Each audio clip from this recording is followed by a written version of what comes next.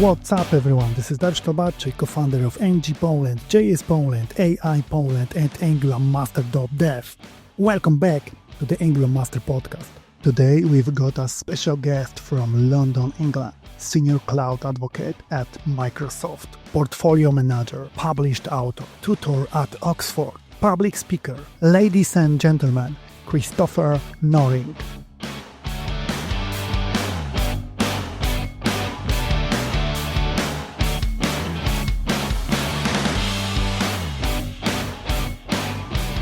Hi Chris, how it's going? Hi there, Darius. Yeah, it's really good. So thank you so much for having me on this podcast. Thank you. So for those who don't know you yet, please tell us about yourself and what you do. Yeah, absolutely. So my name is Chris Noring. I'm a senior advocate at Microsoft. These days an alumni in the GDE program or Google Developer Experts, but I've been in the JavaScript circuit now for a while. I think more than 5 years. So hopefully I'm known to some people. You work as a tutor at Oxford. It's an exciting aspect of your portfolio.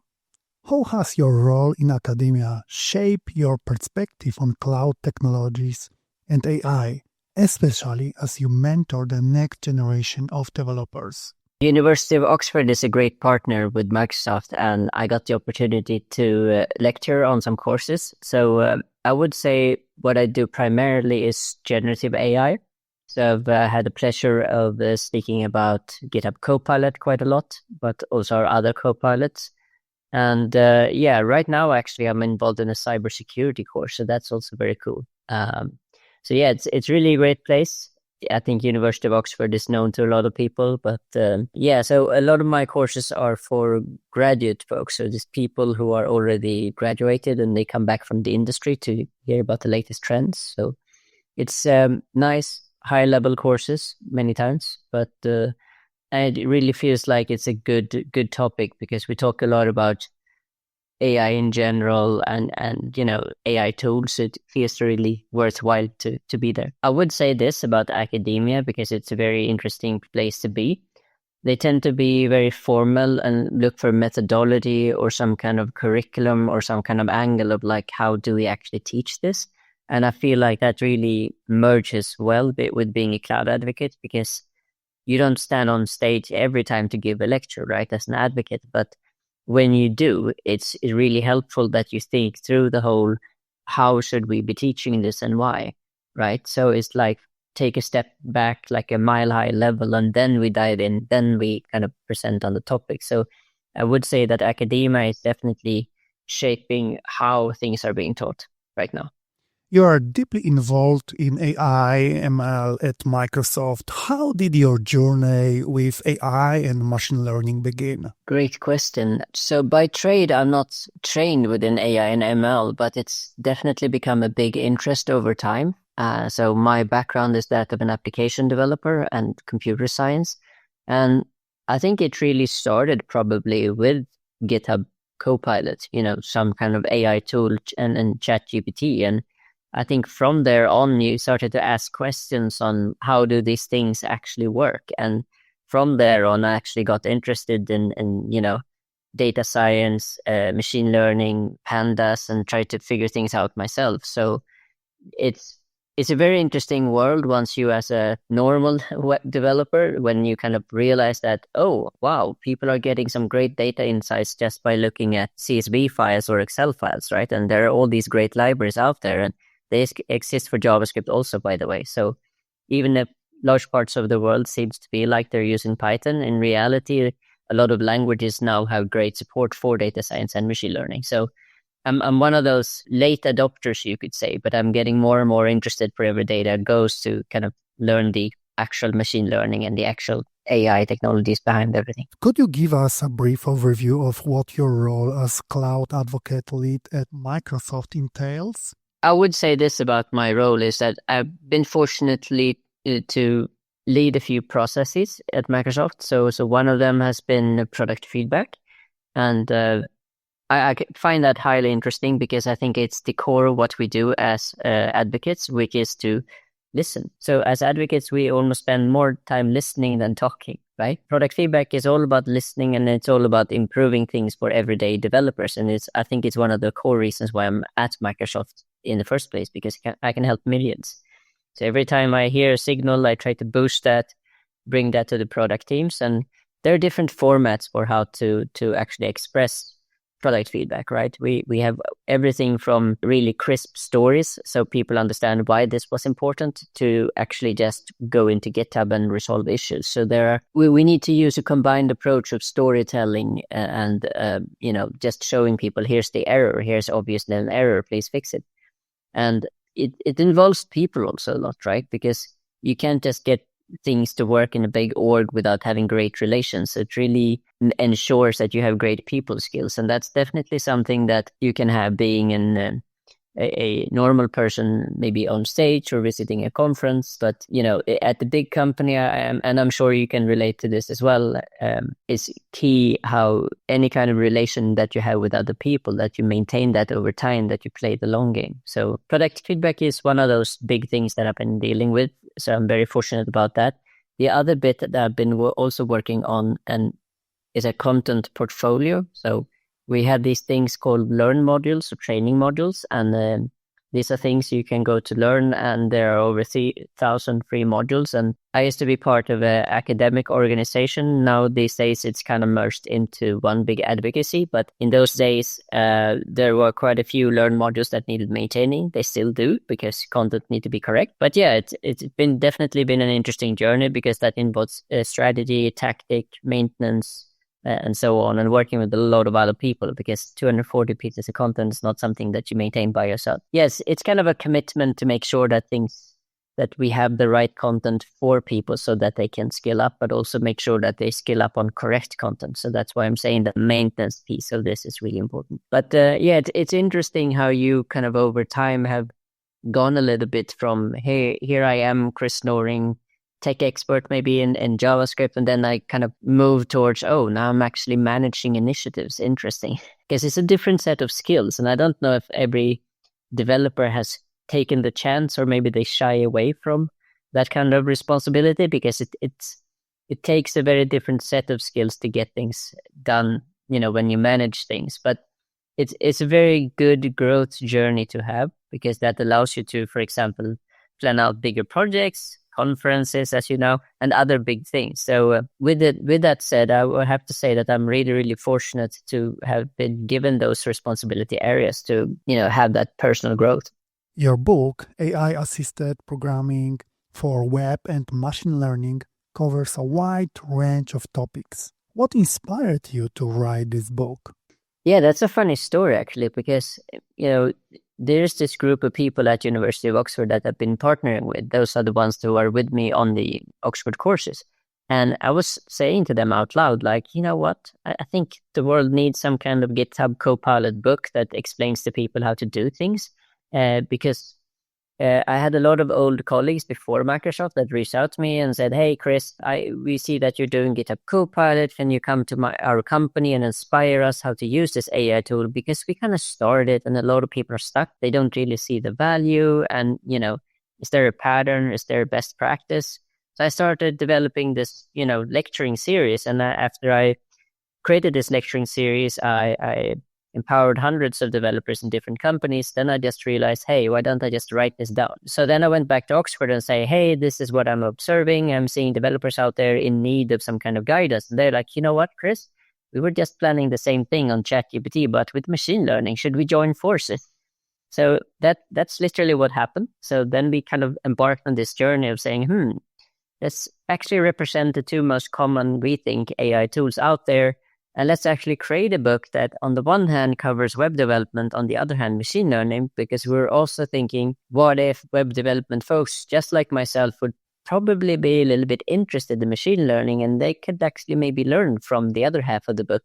And maybe the machine learning folks actually needed to learn web development because maybe they're fantastic machine learning people, but maybe they don't know how to make an API. So we kind of hoping for this effect where people are like, here's a half of the book I don't know so much about. Maybe I can look into there. Maybe I can learn from the prompts, and maybe it becomes less intimidating because these prompts seem to work. Yeah, it's interesting how these things came together. But usually with books, I think there's a lot of lived experience that just compels you to do something about it, you know? You mentioned in this book that the prompts are central to AI assisted programming. What is the importance of mastering prompt strategies in both the web and machine learning? Yeah, so the whole prompting business is very interesting, right? Because on the one side, it's like, okay, here's this natural language. So you'd think with natural language, I can just say whatever I want. And in reality, it's like that. But what we forget when we say, okay, natural language, is that we need to be very orderly when we actually talk to other people, right? We are choosing our words. We're not saying to other people, here's an essay of things that I want to say, but you're saying, oh, how do I express myself in this podcast so it makes sense? I'm not going to talk to you for 3 hours when I can spend 2 minutes trying to be more expressive and get to the point. And I usually that involves in prompting, that involves something called prompt engineering, which means that we are giving it context, we're giving it personality, we're giving it guidance. So we're adding all of these flavors to prompts. And that flavor looks different depending on whether you're talking about web development and machine learning. Because with machine learning, when you give it context and guidance and personality, what you in reality do is to say, well, I think I want to create a machine learning model, but I think I want to use this and that library or this and that approach. So the more context you have in the topic, the more you understand what approaches that you can choose between. And it's the same thing with web development. Like if you can give that context, then it's like, oh, okay, the AI tool kind of sees where you're going with this instead of just saying, build me an API and you can get anything. So what the significance of the prompts and the big lesson of the book is that we are not writing this book for complete beginners, but rather people who've been in the industry for 1 to 3 years that kind of know some of these concepts. And our hope is that it makes you faster. Because if we were building it for complete beginners, then we would have a lot of beginner prompts that say, go and research this topic and learn more about this and that, which could be a great book and maybe also a sequel. I don't know. I think it's important to state with all of these AI tools, the more you know, the more you will be accelerated, right? Because then you have all that context, you know exactly what you could be asking for. And by that, you can then build your ML or web project. Can you explain how tools like ChatGPT or GitHub Copilot can enhance developers' workflow, particularly in the context of web development? One of the biggest wins for me, so I can mention a few examples, but one of the biggest wins for me is that every time I'm working with like Vite or Webpack or things like that, I always forget what to type. So if I go into GitHub Copilot or ChatGPT and just start asking, what is this Webpack config to do this and that? How do I bundle this and that? Then it's like, here it is, Chris. Here's exactly what you need to type. And I'm like, oh my God, this would have taken me, I don't know how long on Google or Stack Overflow to just find that. One of the things that kind of holds us back, or at least holds me back in anything web development, is just how do I configure this or that? Or I had this issue, I don't know what it means, so I spend 8 hours or more just figuring out how to resolve this thing. So GitHub Copilot for me is a godsend, right? I can literally go in and say, I'm getting this weird error, tell me about it. And they say, you know what, Chris, is one of 5 different things. I'm like, wow, right? The fact that you narrowed down my escape into this madness of 8 hours of trying to troubleshoot into 5 different things I can try. And if that doesn't work, then it has a few ideas of its own. So I would say any kind of troubleshooting, anything type of project configuration or fighting with NPM, with packages because I can't upgrade something. Oh my God, that alone is worth everything with these AI tools. And then, of course, it also helps you to, create apps faster, right? You get scaffolding code in no time.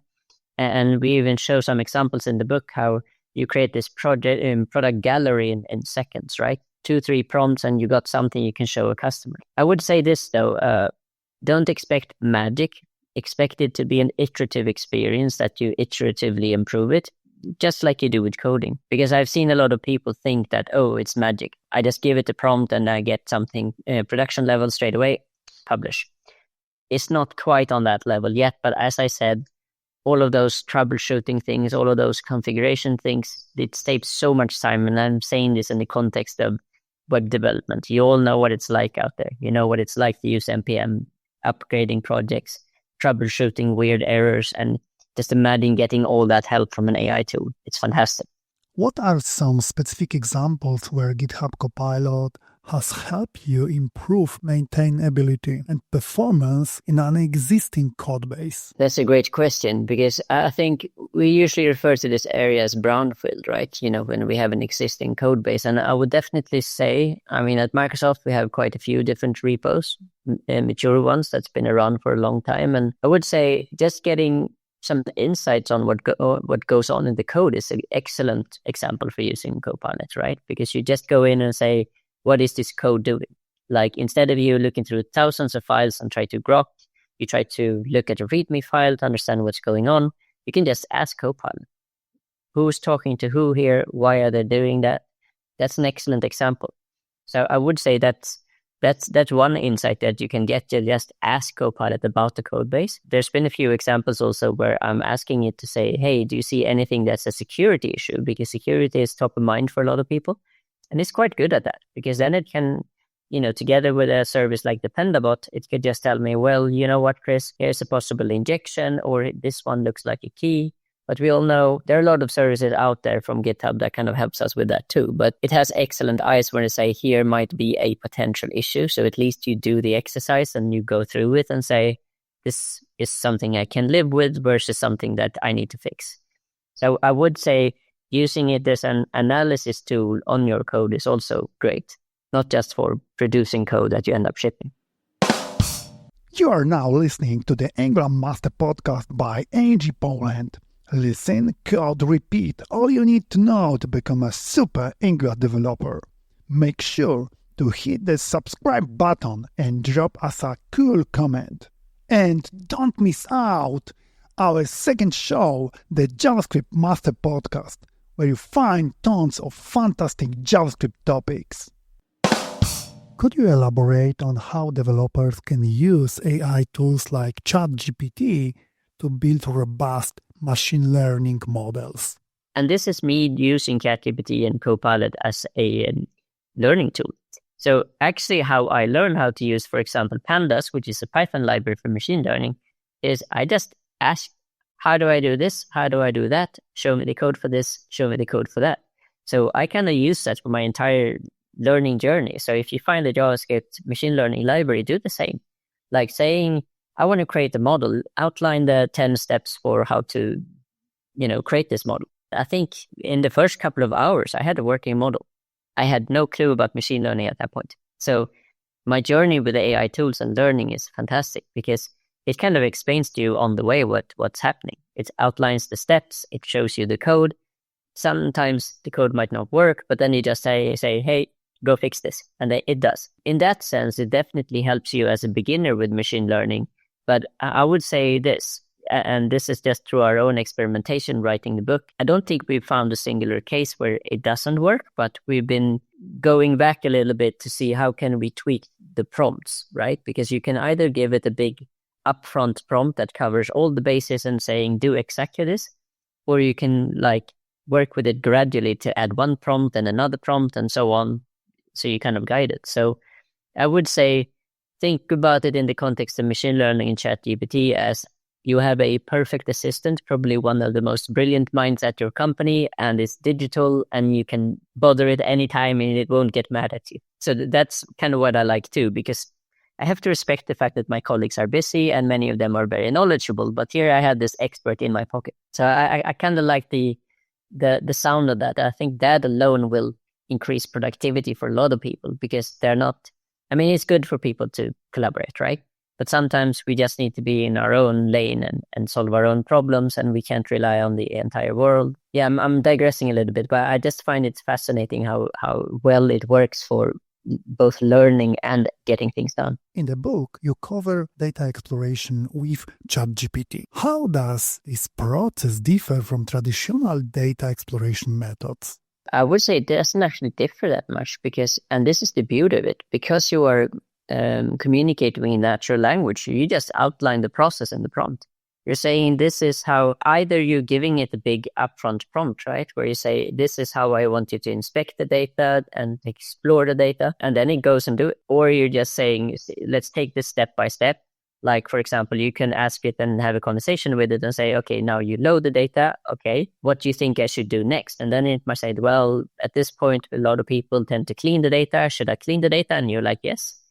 So you could either have this conversation with it or just giving it a very long order. So this is how you can work in the real world also without an AI tool, right? You can either just outline all the 10 steps you mean to take, or you could just have a conversation maybe with your colleagues. So in that sense, I would say it very much emulates the real world. I think the only difference is that you don't have a person next to you. And of course, if you're a beginner, you might be more exploratory, where you just say, what should I do next? So it becomes more, you should clean this data, or you should work on features, right? But if you're an expert, you might like, okay, I know it's these 7 steps, just do it. Yeah, I would say it's emulating the real world very much. It's just that you have an AI tool. AI-assisted programming seems to simplify coding tasks, but there are any common pitfalls or limitations developers should be aware of when using AI tools like GitHub Copilot? I think the focus needs to be on verifying the output, right? Because an AI tool can get it wrong. So it becomes extra important that you have tests. It becomes extra important to have peer reviews, on pull requests, for example. But also that you kind of shift your mindset from, you don't have to type all the things, but you definitely need to be better at analyzing what you're looking at. And as developers, we kind of, today without AI tools, we need to be good at both writing and analyzing. But part of that analysis process happens today without an AI tool when you write the code. So you're kind of writing it and thinking about it. But if a code is being given to you, then you know that, oh, okay, I actually need to sit down and understand what's going on in this code. Is this good? Is this bad? I would say that it's just a big mind shift to say that someone else is typing, but now you really need to think. All that time spent thinking while typing, now you actually need to spend all that time on just reviewing. And we do this in a combination of things. Either we use prompts to start to ask the code and say, what can ChatGPT or Copilot actually tell me about this code? Does it work? Doesn't it work? Does it have security issues?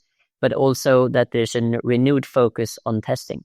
Like we were always run in, creating unit tests, integration tests, and so on. But it becomes extra important that whatever this new code is, whatever this new change is, you're not breaking any tests or you're not creating an issue. I would say, just to sum up, that developers definitely shift what they do for a living from typing all the code to spend way more time on reviewing. And please don't cheat on this part. You discuss prompt strategies for both web development and data science. What key differences exist in how prompts are used for those two disciplines? Yeah, great question. So if you look at machine learning web development, for those of you who don't know the machine learning side, that side tends to be, how do you say this? It tends to be more thought out exactly what steps you're taking. So with machine learning, it's usually like, okay, you need to load the data, you need to clean the data, you need to identify the columns you want versus not, and so on. So you're kind of following this recipe of 7 to 8 steps before you actually arrive at the machine learning model. And that makes it easier for you to write one prompt at the start of everything and say, follow all these steps, use this and that algorithm. I'm using supervised learning or unsupervised learning. So you can give it a lot of upfront information. It's not as easy with web development.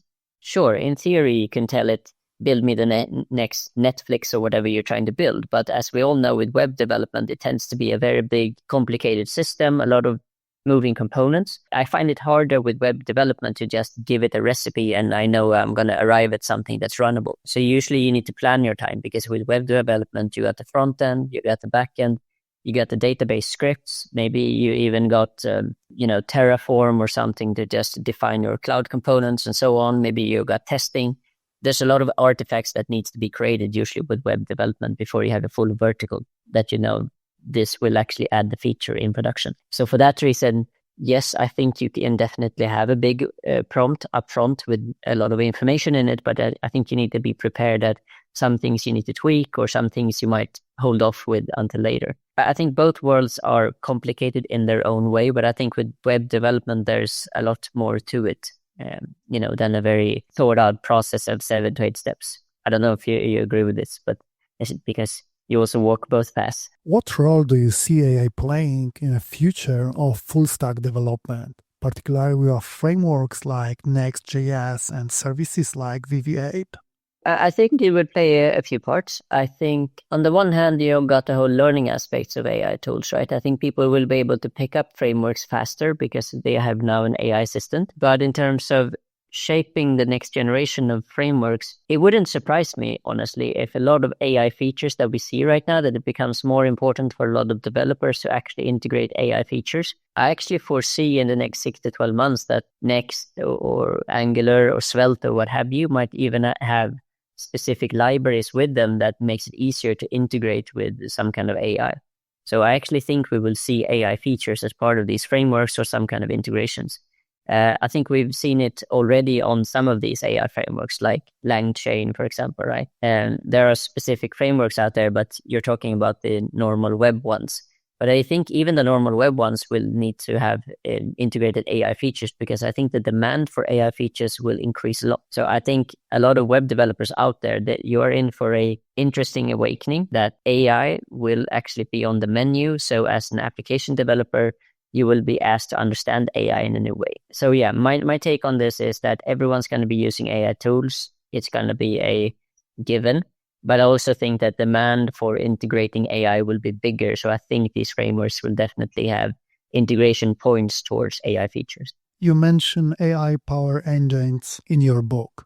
Could you explain how those agents work and how they can help developers in their workflows? Agents is an interesting term, right? Because they've been around for a very long time. So for example, you have a thermostat in your home, so that regulates temperature. You can see that as an agent because it's working on a goal, right? It usually has a goal to put your house at a certain temperature. If it goes above or below that, then it takes action to make sure that it reaches the goal. So if we think of that as an agent and then transfer it into our world, like for example, an agent can be booking a trip for you. What becomes very interesting with agents then is like, okay, how do I actually implement this in, for example, JavaScript? There are quite a few frameworks out there. There's Llama Index.js, there's LangChain, there's Ardogen, and so on. I think Ardogen I don't think that one is JavaScript yet, but there's a lot of JavaScript frameworks that enables you to build agents. And why agents are interesting is that they do more than just simply sending a prompt and getting a prompt response. You tend to give it a goal. You're saying, I need to book a trip, or I need you to maintain my finances. And then you can have agents that are sub-agents that are good at various areas, like looking up the stock market and maybe interacting with your bank account. And then you end up with a point where it says, okay, Chris, to manage your finances, I actually need and buy and sell stocks while also depositing that money into your account. So building an agent is realizing that there are a lot of sub things that goes on, and you can build all these subcomponents, and together they form an agent, and then you need to give that agent some kind of goal. The book is only spending one chapter actually on agents, but it is trying to give you the sense of, what if I have this big complicated task? How do I break it down into components? And as we all know, that's the process we follow as application developers already. We take something big, we break it down, and then we use some kind of agent framework to orchestrate everything. But these components are not new to us as developers, right? Talking to Web API, we know how to do that. And that's usually what it means in a lot of cases, but we just need to find a way to orchestrate everything. And that means which tool do I call in which order, and what is the goal? And honestly, most of the time, an agent is just a while true loop, right? And especially if it has an ongoing goal, then it is a loop that they're going to keep on going. It's like, did something change in the world? Do I need to take action? So if you really cook it down, if you boil it down to its core essence, it's a while true loop, and it just looks at the outside world, trying to figure out what's happening, trying to figure out, do I need to buy stocks? Do I need to sell stocks? Or do I need to book a trip to Gran Canaries or wherever, right? So if you're interested in agents, think about agents that way, that it trying to observe the outside world, it trying to go towards a certain goal, and then it tries to do something. Hope that makes sense. In context of e-commerce, how can AI-assisted programming help developers build more responsive and user-friendly applications? So I think there are a few things in there that we as developers, I wouldn't say that we cheat on it, but we only have this much time and this much money to build the features. And we tend to focus on the things that we have time to do and the client is paying for. And sometimes they don't pay for things to be responsive. So maybe it only works for desktop. But because you have an AI agent, it enables you to build things faster. So you can just tell it, build responsive from day one. So it fits mobile, it fits tablet and web. And also the fact is, there's another thing that I wouldn't say that we cheat, but we might not have the knowledge how to do this correctly, and that's accessibility. We hear perfectly, we see perfectly, so we kind of forget about the fact that there's a world out there that doesn't. And accessibility, as you know, it can be added, and there are all these principles for making things readable and, nice design.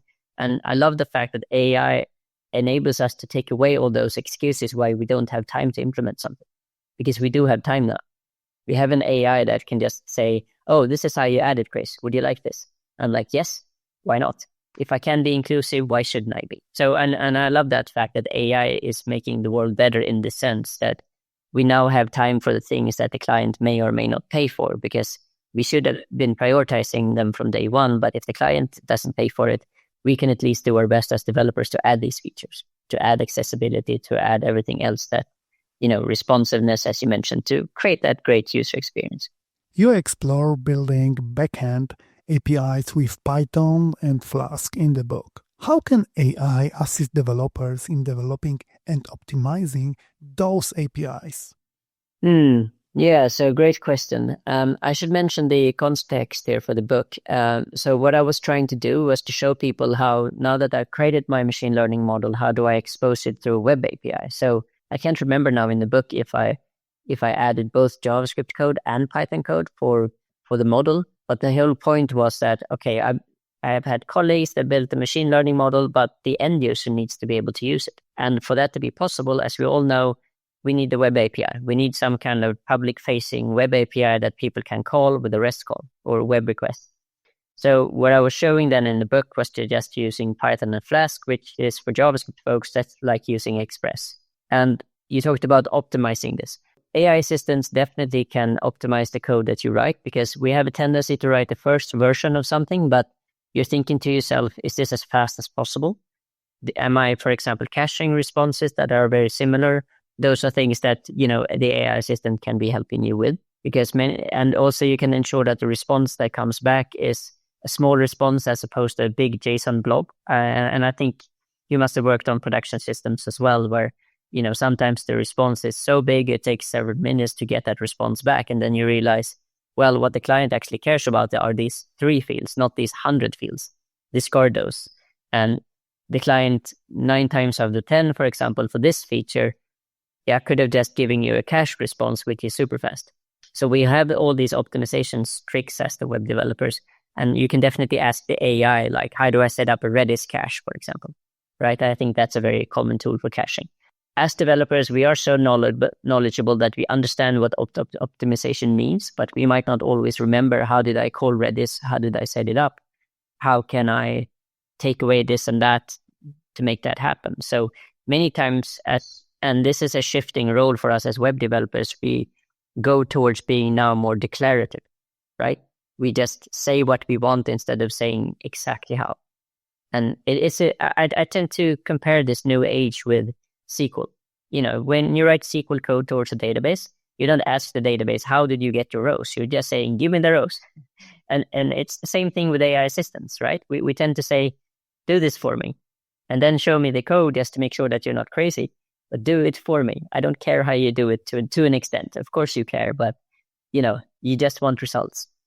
So that's what's interesting about this new age, is that you are more declarative than you were before.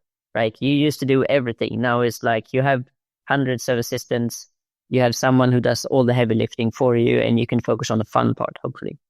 The book also covers refactoring code with AI tools like GitHub Copilot. Could you walk us through an example where AI has helped improve code readability and efficiency? I think we've all seen a code base that we either wrote ourselves or some colleagues that had the best intentions. Sadly, that code base turned into a state where it's hard to maintain.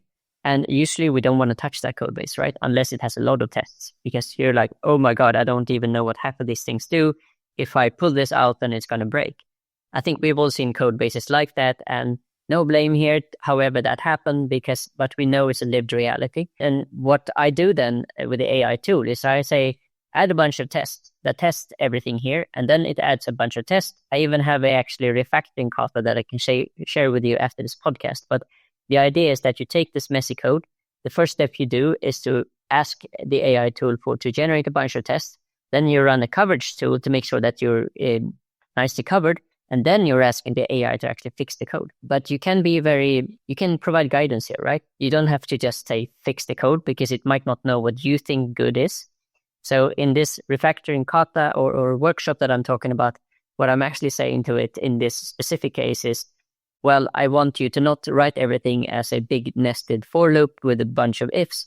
I want you to create classes for these cases. And because I provide that guidance, it now creates the classes that I need. I would say with an AI tool, work as you did before with big unwieldy code bases. Add the tests if you need them, run your coverage tools, then try to fix things. Just like before, don't just go in and change everything. And I don't think any of us do that anyway with brownfield and maintaining code. We tend to do very small changes because we know if we do a big change, things are going to break. But I feel more confident than ever actually to do refactoring because I have the AI tool, because it makes it easy for me to add the 20 missing tests or whatever I need for that coverage. And when I ask it to refactor, I can just run it against those tests. If those tests pass, this is a change I can do. It's a nice blend between our traditional way of working and now you have an assistant that does a lot of heavy lifting. I wouldn't completely change how you work, but just realize that this tool can do this for you as well. So the $1 million question, where do you see this amazing technology in like 5 or 10 years? Time is passing really fast right now. Really, really fast. I think on a monthly basis, I see advances that becomes public months later that makes me wonder what we will do as developers, honestly. 5 years is a very long time given the rate. Like ChatGPT isn't that old. Like it's been around for a couple of years and it's completely changed everyday life for a lot of people. I observe that it's harder and harder for them to build more advanced models though, because a lot of the data that it's been trained on is they pretty much used up all the human knowledge out there. So it's harder for them to do the next GPT version. What I see is a big game changer, and this is what my last chapter in the book was about, is agents. I see these kind of tools being more and more useful for us. Instead of us just using it to type a prompt and get a prompt response, it will now be able to do much more advanced things for us. And maybe you've seen with OpenAI, for example, that it has something called assistance that makes it easy to analyze a PDF and give you a summary back or show you a graph. So I think we will see the rise of assistants. Assistants are already here in that sense, that you will have a set of tools like a toolbox and it will be able to do all these things for you. So it's almost like a little mini analysis toolbox where you say, oh, I want you to grab data from the database here. I want you to extract that data from the PDF and I want you to present the graph and the key level insights. So I think that's what we're going to see in the next few months because those APIs have just been released and I'm actually talking about it in Berlin. But the assistant is the first thing, but then we will see autonomous agents. We will see everyday agents that will do your everyday things for you. It will keep track and say, Darius, you know what? Here's this trip that you wanted to go to, Marrakesh or wherever you want to go. Or here's an excellent deal for stocks that you should buy and sell. So I think agents will live in our background. And they will just pop up when we need them and just say, hey, do you want to do this and that? I see this happening based on this and that data. So hopefully that's a good thing for us people, that we need to worry less, that we have a few agents that just runs in the background, that we have given it goals and they just wake us up when they need to. I'm honestly seeing that as a good thing, that the world is shifting in that direction. What advice would you give to a developer starting out with a ChatGPT or GitHub Copilot? This is a great question because getting started is one of those hard things. I would say this, it took me a few months before I kind of warmed up to an AI tool and really got to use it and it started to work well for me. I think part of that was because AI tools at that point was in the early inception state. They weren't as good as they are today because months later they were much better. One of my number one things is go for low-hanging fruit, things that is really painful to do today. Like example, writing tests. I know not developers usually don't love writing tests, but that's case number one, I would say. If you start with an AI assistant today, ChatGPT or Copilot, ask it to write tests for the code that it's looking at. And you will just see like, oh my God, I didn't have to write these 20 tests. It actually did it for me. Or ask it to solve a problem for you. Like, as I said, if you have configuration in Webpack or Vite or whatever it is, ask it to solve it. Or if you have a regex that someone left in your code and you don't know what it does, ask it to explain it to you. That in itself is worth the money. I would start with those simpler use cases. And another use case I also tend to use people is, when you need to go into 5 different classes to add this property because you're working on this vertical in your system, have ChatGPT do it instead for you. Like, show me the code where this column is added. This is boring things to do as a developer, because as a developer, you have an idea, you want to dream up a thing, but then you're like, okay, why am I doing this very simple work? Why don't I have an assistant that does it for me? Look for those low-hanging fruit when you first start out. Don't adopt everything at once, but just find a few favorite use cases, as I said, generate tests, have it explain code to you, and you will warm up to the idea of having it. And then if you feel like it's in your way, it's ruining your code process, then just tell it to be quiet. Pull it out like a rabbit from a hat when you need it. Because I promise you, there are some use cases out there where you say, oh my God, I would have spent 4 hours on Stack Overflow and you just told me in a second. Be moderate about your approach. Use it where you want to use it. And if you think it's noisy and talk a lot when you're trying to code, and just turn it off. Because I think AI assistants are the future, but I'm not asking everyone to drink the full Kool-Aid, but use it for your favorite use cases. What are some of the lesser known but valuable skills that you think are crucial for success in tech? Oh, I'm reading this book right now by Dale Carnegie. I don't know if you've read that book, but it's about influencing people and winning friends. Because many times as developers specifically, we tend to work in a big context, especially if we work at a big company. And if you know how to work around people, it's going to be a big game changer in terms of team lead positions or, succeeding with happy clients, whatever it is. And it has these great tips, and it's not really a big, thick book either, right? I mean, it feels like you can read it in a couple of evenings. But it's a book written in the 1930s, and it contains all these tips. And I can give you an example. There are some guidance here that says, like, don't instigate a conflict with people. Like, it could be that they love React and you love Angular, but you don't have to be enemies because of that. Or maybe you have a difference of opinion, but rather try to hear each other out. You might actually have missing context. You might learn something from people if you just ask, interesting. I might not share your opinion, but I'd love to hear where you're coming from. That sounds so much nicer than saying, you're right and I'm wrong. And it's the same thing with, like, imagine if this was a customer situation. You would never tell a customer that they're wrong. You don't want to lose their business, but you are yet ready to say the same thing to a developer colleague. And there's a lot of these tips in there, like how to deal with people. So I would definitely recommend Dale Carnegie's book, because that's one of the biggest game changers for me. Because I've so far, before reading this book, because I only bought it a few weeks ago, I kind of emulated people that I admired, because I saw that they were able to handle any person. Easy to deal with person, difficult person. And I'm like, what are they doing? So I started taking notes. And then I was like starting to read this book. And I'm like, okay, you read this book, obviously.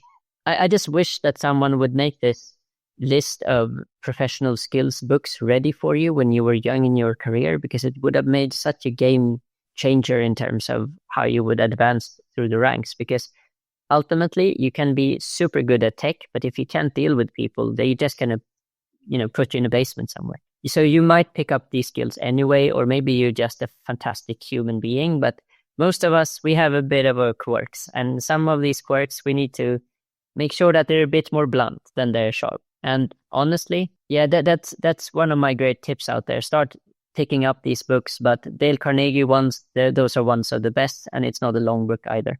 How do you stay motivated during challenging projects? Oh, that's a good question. I mean, there's definitely times where you feel like, oh, this is boring, but then you start thinking less about the technology and more about, why am I doing this? What is the impact? And I don't know if this is just me becoming more of a developer advocate than developer, but I kind of find that when you are at the challenging point, I think it's important to communicate, because if people knows that you're struggling, a lot of people are actually quite friendly. And especially if they know that we are going towards a common goal, it becomes less about you delivering something and we delivering something. So I think it's key to communicate the fact that, hey, this is challenging. This is because I'm thinking about all of these things that may or may not happen. So I would, and this is something I learned at Microsoft also, and maybe this is just me being part of a big company, but we think about it as everyone helping, right? Everyone is towing the line. And I think as developers, sometimes we can think like, oh, I don't want to bother a senior or principal or director level person. But the fact of the matter is that we usually have a common goal. So I would say speak up, communicate more, and just remember what is the value for the client. Not everything is going to be fun, but usually you are on a project that matters to someone. So I try to take a step back and just say, what is the value we are creating here? Why are we doing this? I might not love this technology, but focus on the things that matter. What music do you listen while working, if any? Welcome to the crazy world that is Chris Noring. I tend to listen to a lot of different music of different genres. And, I listen to pop music from 70s, 80s, 90s, present day. I think I've been a bit more nostalgic since I hit my 40s. But I also listen to a lot of classic music, Mozart, Bach, those kind of things. Because you need different music for different occasions. When you are developing, you tend to want to, or I want to have less verbal music. But sometimes when you do things that are more, Word or PowerPoint, you kind of need something that's upbeat. So at that point, I kind of shift music. It really depends on the task at hand, whether I just need peace and quiet, but some rhythm, or I need something where I can just jazz myself up a little bit. Because I think we all need to do that at time. Like, oh, I'm working on expenses. This is so much fun. No, it isn't. And then you need that music that just picks you up. Or you need to start in the morning, or you're dreading to do this boring project. So you just need that perfect motivation music. I'm the person that can literally go between metal and violins in 2 seconds. So yeah, I love music in general. So I just try to listen to everything, honestly. If you aren't working in tech, what other profession would you like to try?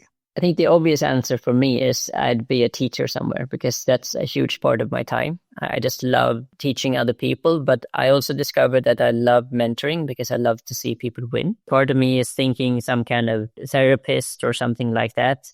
I think I even have ancestors that were priests, and I'm not surprised by that, because public speaking, mentoring, all the things, right? So yeah, I think there are a lot of professions that is very close to developer advocate, as I said, that are about public speaking, but also helping others win, or, dealing with their mental health.